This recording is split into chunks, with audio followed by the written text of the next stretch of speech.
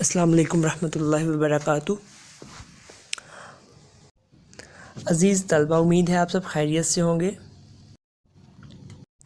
आज की इस वीडियो में हम फोकस ऑन कम्प्रीहेंशन सेमेस्टर 1 की यूनिट 11 को डिस्कस करेंगे।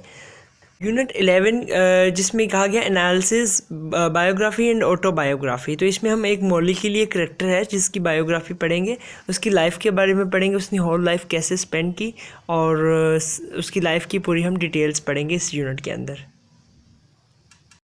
चलें जी, टेक्स्ट को स्टार्ट करते हैं, पढ़ते हैं, देखते हैं इस यूनिट में क्या बात हुई मौली के लिए। हम यूनिट नंबर 11 का पार्ट 1 डिस्कस करते हैं। In this unit, you will read and discuss an obituary and an extract from an autobiography। यानी किसी की ख़बर मरग पढ़ना। हम सीखेंगे कि किसी की मरग की ख़बर पढ़ना, यानी कि किसी की फ़ौत होने की ख़बर पढ़ना, और किसी की खुद नोश्त में से इक़्तिबास निकालना। खुद नोश्त यानी कि किसी ने सेल्फ़ राइट किया अपने बारे में ना, और उसको पढ़ना और उसमें से तज्ज़िया करना। अच्छा यार, इसकी ज़िंदगी इस तरह से थी। ऑटोबायोग्राफ़ी को खुद नोश्त कहा गया यहाँ पर, ठीक है, उर्दू में। And examine how obituaries cram a great deal of biographical information into a small space। यानी कि मुशाहिदा करना कि कैसे मौत की ख़बरें थोड़ी सी जगह में आप बीती की काफ़ी ज़्यादा मालूमात दे देती हैं। Understand how a biographer can reveal his her attitude to his her subject through the use of choice of vocabulary। ये समझना कि कैसे एक स्वाने उम्री लिखने वाला, स्वाने उम्री जो बायोग्राफ़ी लिखता है ना, बायोग्राफ़र, ठीक है, स्वाने उम्री लिखने वाला अपना रवैया दिखाता है अपने मौजू के बारे में अपना इंतखाब शुदा अल्फाज के ज़रिए, ठीक है, कि वो किस किस्म के अल्फाज, कितने खूबसूरत वर्ड्स यूज़ करता है उसको किसी की लाइफ बताने में बायोग्राफ़र, उसके बारे में बताया गया, ठीक है। फिर हम इस यूनिट में सीखेंगे कि consider the ways in which the writer of an autobiography construct character in his her writing. यानी कि इन रास्तों को देखना जिनके ज़रिए एक खुद नोश्त का मुसन्निफ़ अपनी तसनीफ़ में किरदार साजी करता है। यानी कि हमें सारे वेज़ पता चल जाते हैं कि राइटर जो है किसी की लाइफ के बारे में क्या क्या बातें लिखता है, कौन कौन से एस्पेक्ट्स को वो डिस्कस करता है। तो बेसिकली हम फोकस ऑन कम्प्रीहेंशन के इस चैप्टर में बायोग्राफ़ी और ऑटोबायोग्राफ़ी को एनालाइज करेंगे कि जी बायोग्राफ़ी क्या होती है, बायोग्राफ़ी क्या होती है और ऑटोबायोग्राफ़ी क्या होती है। यानी कि हमें इसमें पता चल जाएगा कि बायोग्राफ़ी में जो राइटर है वो दूसरों के बारे में क्या चीज़ें लिखता है, क्या क्या उसके एस्पेक्ट्स लिखता है जो रीडर के लिए जो है तवज्जो का बाइस बने, और ऑटोबायोग्राफ़ी के राइटर जो लिखता है वो अपने बारे में क्या क्या बातें लिखता है। तो चले जी, इस चैप्टर को हम स्टार्ट करते हैं मौली के लिए। समिंग अप अ लाइफ, ज़िंदगी का खुलासा बताना। Okay, let's start chapter Molikili. Molikili, who died on Tuesday, probably aged 1806, was forcibly moved as a child from the Aboriginal mother by the Australian authorities and sent with her younger sister and a cousin to a bleak governance institution to be trained as a domestic servant. The story of her escape and her 1200-mile-long trek home inspired acclaimed film Rabbit Proof Fence 2002, starring Kenneth Branagh.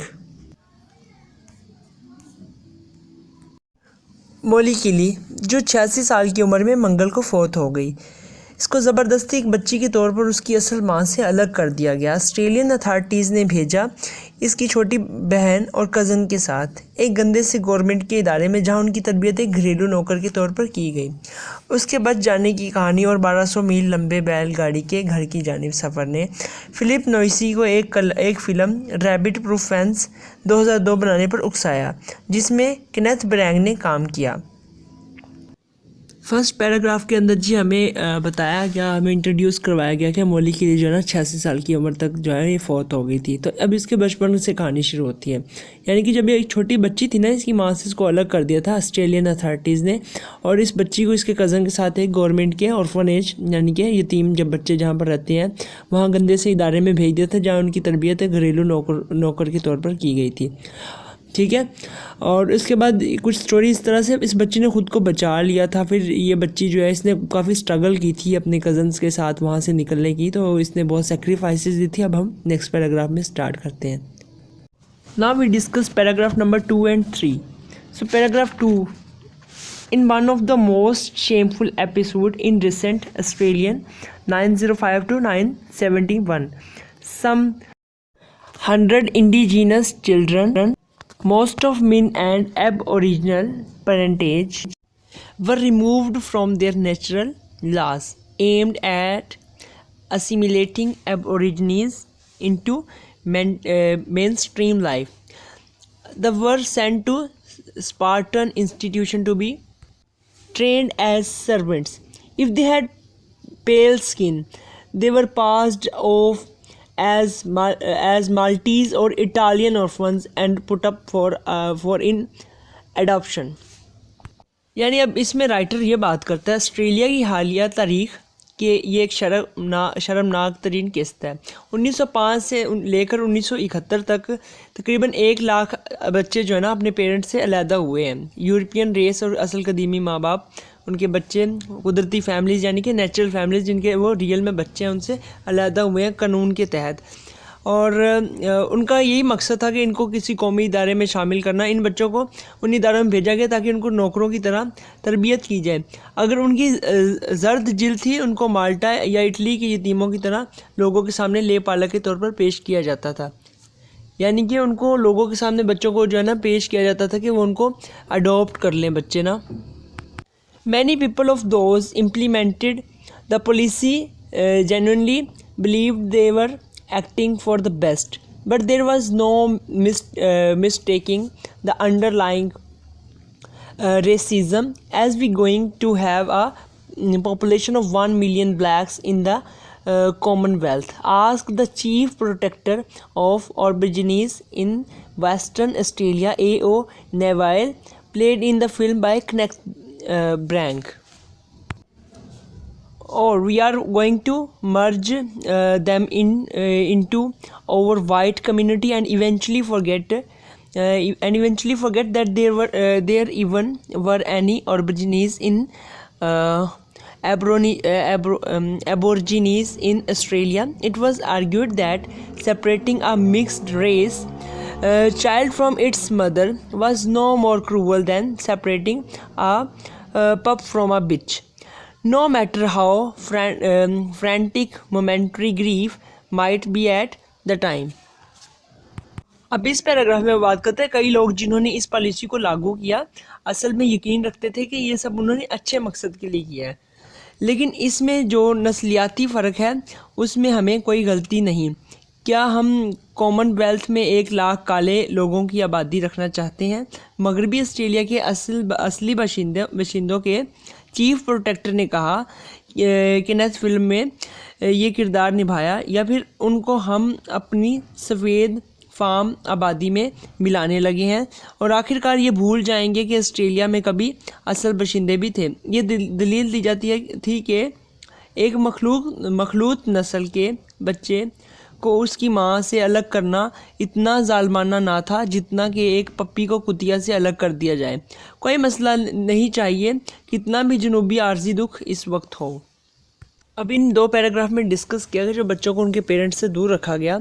अब वो दूर किया गया बच्चों को एक government के law के मुताबिक। अब उसमें जो काले बच्चे भी थे गोरे भी थे तो उनको भी अलहदा रख दिया गया नस्लियाती फ़र्क की वजह से। इम्तियाज़ किया गया कि यानी कि ये बच्चे अलहदा हैं, ये अलहदा हैं, दुनिया के सामने इस तरह से पेश किया गया।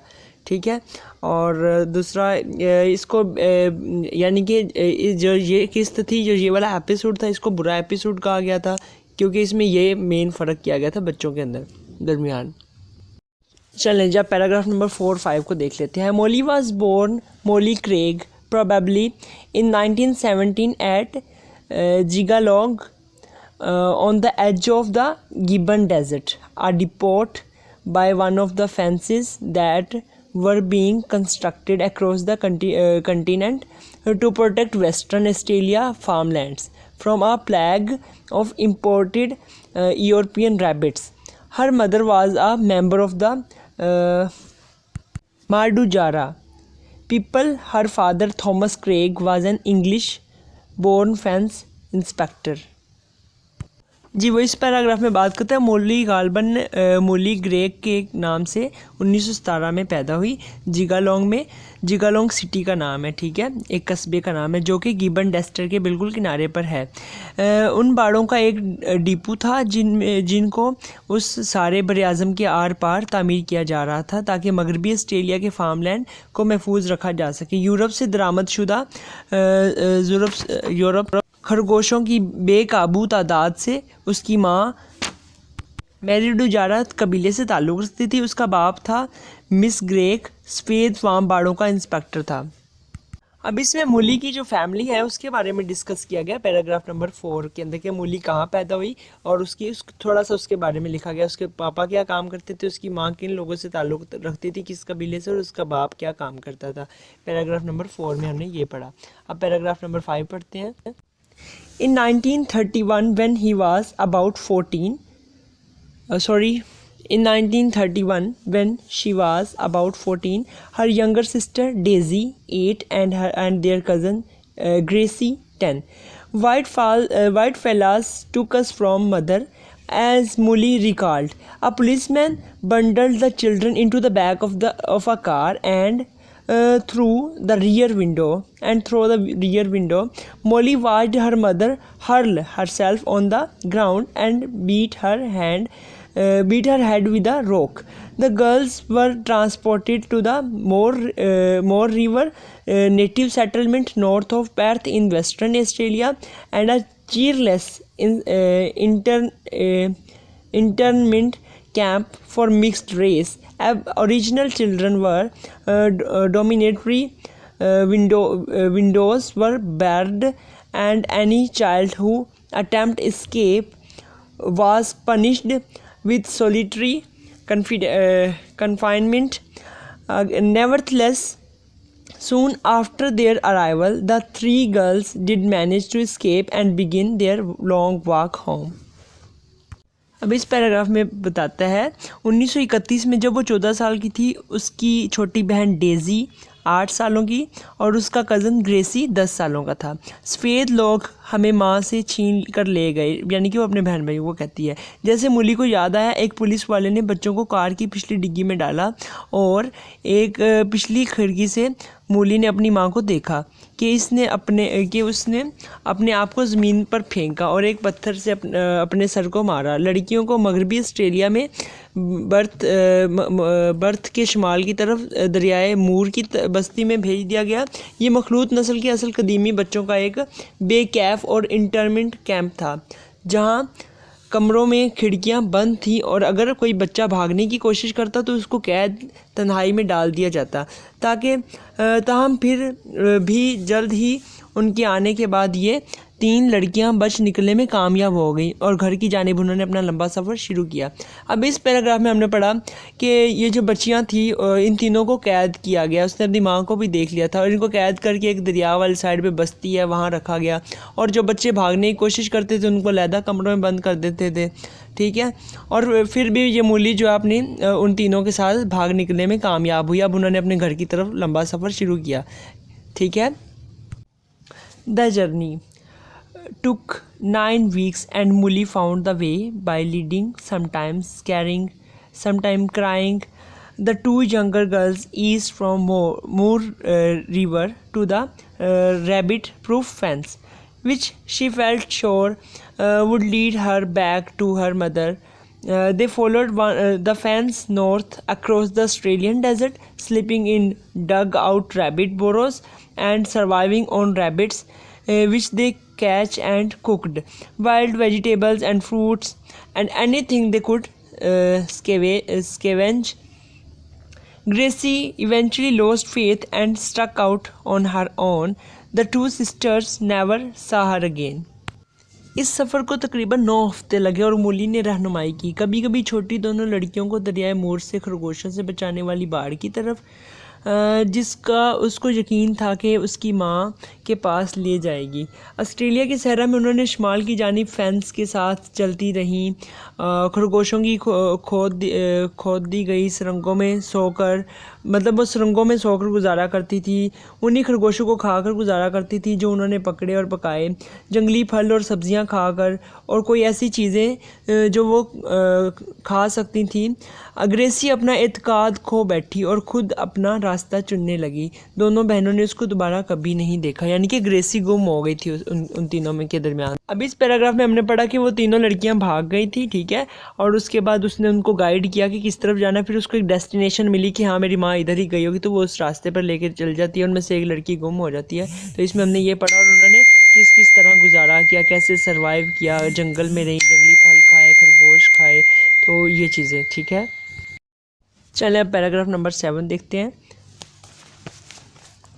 That was not the end of Molly's trouble, for in 1940, by which time she was married to an Aboriginal stockman with whom she had 2 small daughters, she was again taken with her daughters to the Moore River native settlement. She ran away again in 1941, carrying her 18-month-old daughter Annabella, but leaving her 4-year-old Doris in the care of a relative.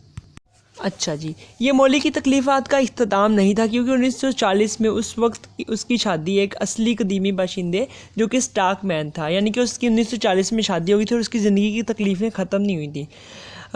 इसकी 2 छोटी बेटियां थीं। उसको दोबारा उन बेटियों के साथ दरियाए मूर की तरफ ले जाया गया।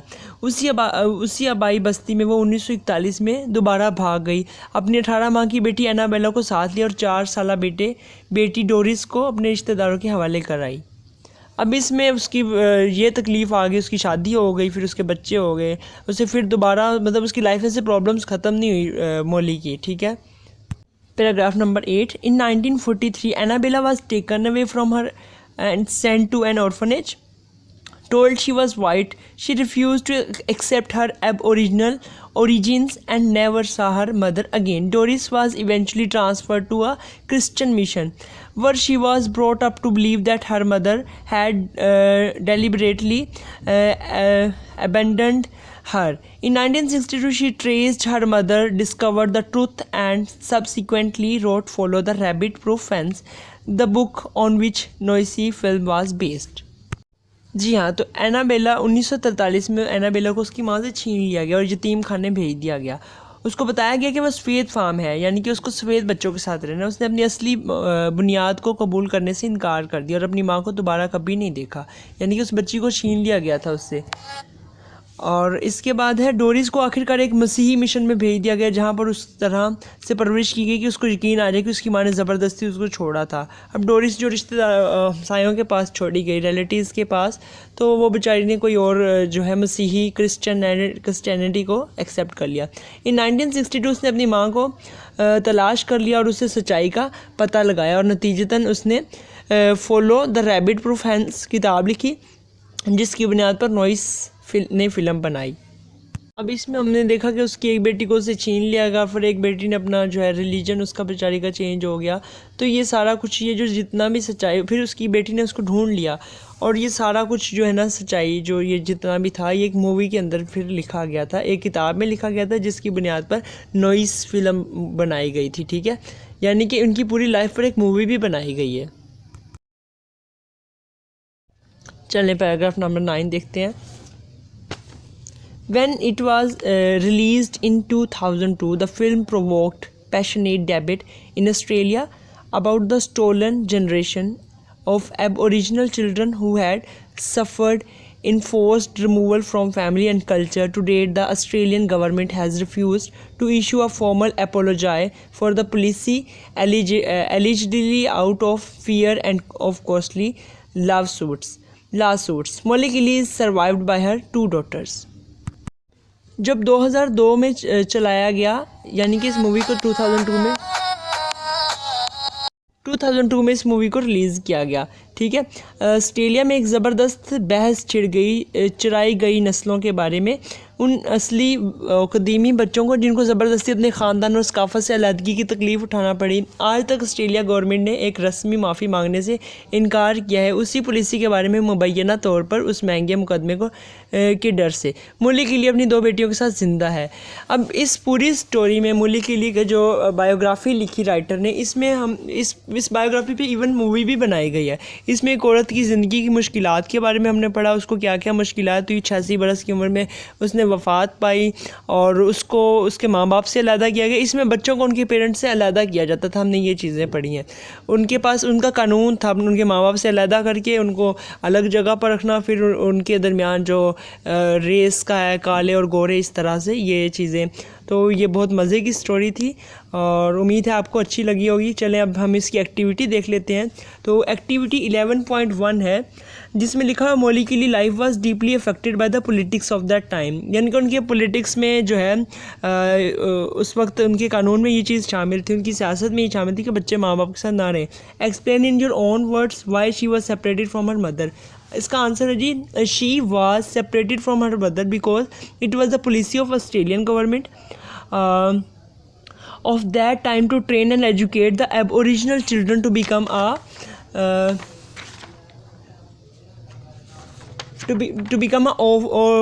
become a government of that time to train and educate the aboriginal children to become a domestic servant। यानी कि उस वक्त की पॉलिसी थी कि बच्चों को डोमेस्टिक सर्वेंट के तौर पर जो है उनको तैयार किया जाए। The Australian authorities wanted to include them in the main stream of life. It was a racist policy aimed at repressing Aboriginal population.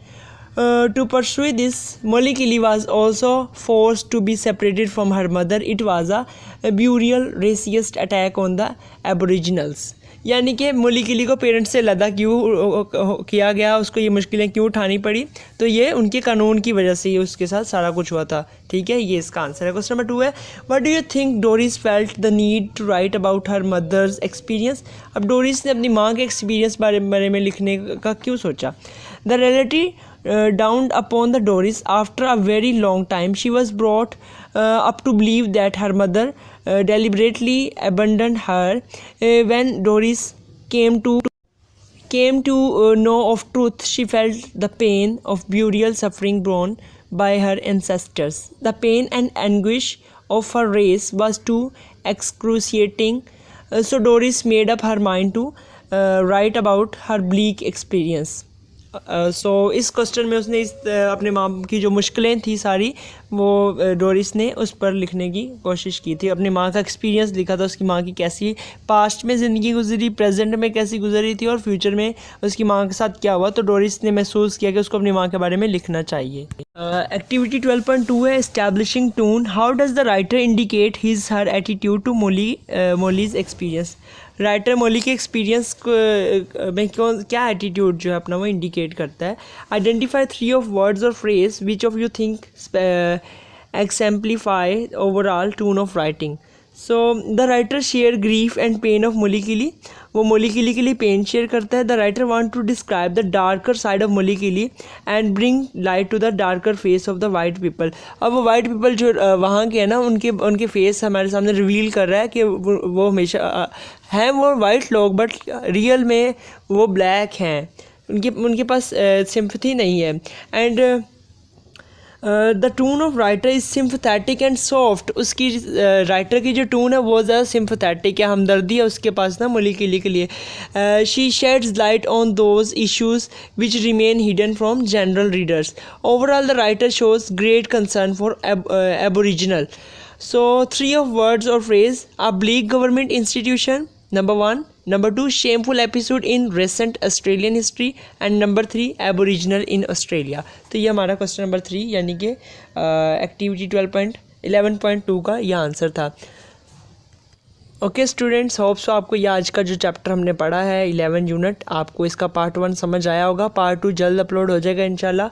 और इसकी मैंने एक्टिविटी भी आपको करवा दी है। फर्दर कोई इशू हो तो आप कमेंट में बता दीजिएगा। और इसकी जो समरी है उसका लिंक मैंने डिस्क्रिप्शन में देना है, आपने वहाँ से इसकी समरी ले लेनी है। ठीक है, मैंने समरी अपलोड की हुई है पहले से ही। So all the best, semester 1 का ये काम था जो हमने आज डिस्कस किया पंजाब यूनिवर्सिटी के एफिलिएटेड कॉलेजेस का। आपको बाकी समरीज अवेल हो जाएंगी और बाकी यूनिट्स भी अवेल हो जाएंगी इंशाल्लाह। अपना ख्याल रखिएगा। Take care. अल्लाह हाफिज़।